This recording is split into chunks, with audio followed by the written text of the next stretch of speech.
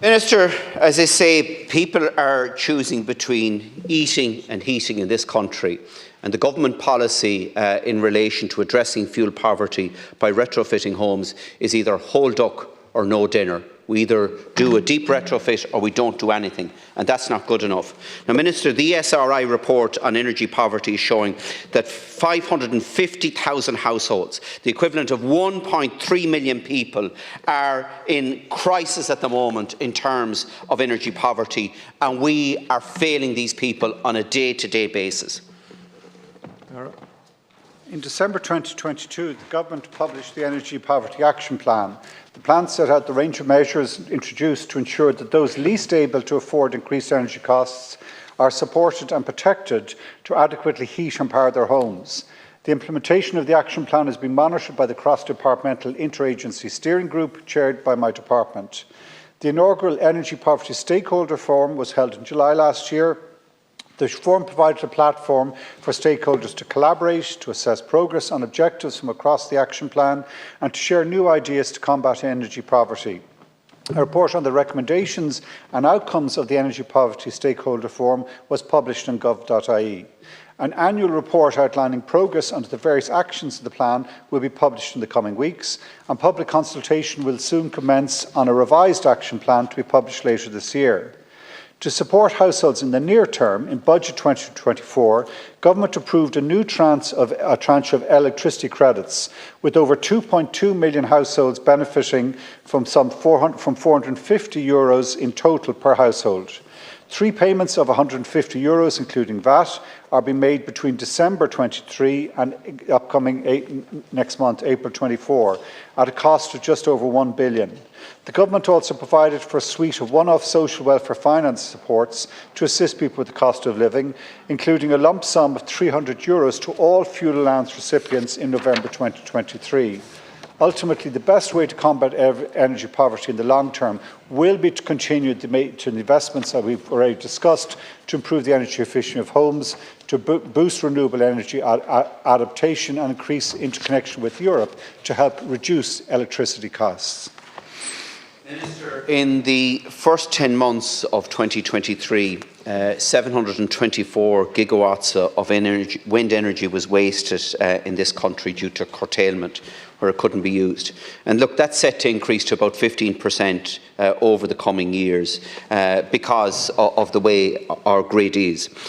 Now, at the same time, Minister, we have a charity, Energy Cloud, that has 75,000 homes across this country that have signed up, that are willing to have their technology installed in their homes that would provide them with a free tank of hot water when the wind is blowing, but there isn't a demand for it.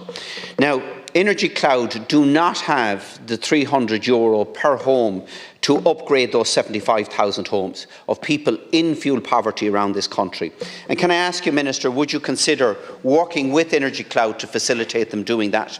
Or direct the SEAI to commission a piece of research to develop software that would allow this to happen through the use of our existing smart meters?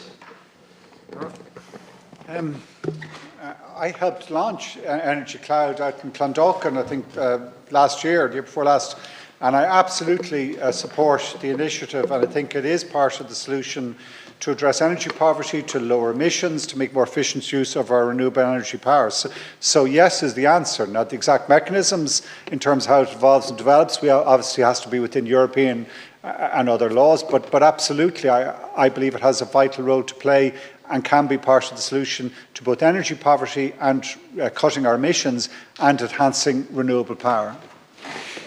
Minister, we have, as electricity consumers in this country, have spent a substantial amount of money installing smart meters in every home.